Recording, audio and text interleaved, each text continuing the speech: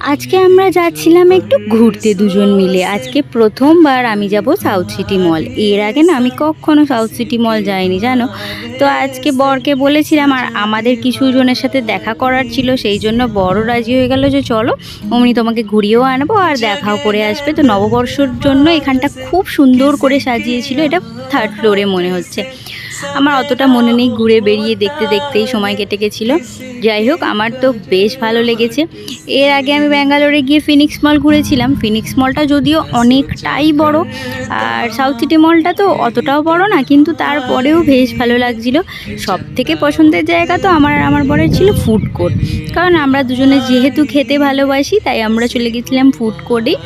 চারিদিকটা ঘুরে এমনি দেখেছিলাম, আর দুটো বই কিনেছিলাম, আরও কিছু কিনেছিলাম, কিছু কসমেটিক্স কিনেছিলাম, লিপস্টিক কিনেছিলাম, অনেক কিছু কিনেছিলাম। সেইগুলো তোমাদেরকে অন্য একটা ভিডিওতে দেখাবো। বিয়ের আগে খুব একটা এখানে ওখানে যাওয়ার পারমিশন না থাকার জন্য আমার এই জায়গাগুলো খুব একটা ঘোরা হয়নি। মোটামুটি ঘুরতাম, কিন্তু অনেক দূরে দূরে যেতে পারতাম না সেরকম একটা, তাই ঘোরা হয়নি। তো মা সবসময় বলতো বিয়ে হয়ে যাক তারপর যাস। তো সেই একটা পার্টনার পেয়েছি যে কিনা আমার সব ছোট ছোট ইচ্ছেগুলোকেও বেশ ভালো গুরুত্ব দেয়, আর আমাকে ঘুরতেও নিয়ে যায়। আগে ছেলে ছোট ছিল বলে যেতে পারতাম না।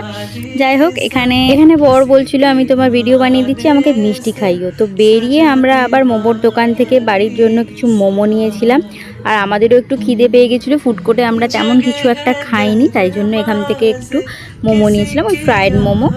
আরও নিয়েছিল বর এখানে চিকেন লিট্টি আর তোমার ভেজিটেবল চপ। আজকে না ফার্স্ট টাইম চিকেন লিট্টিটা আমি ট্রাই করলাম।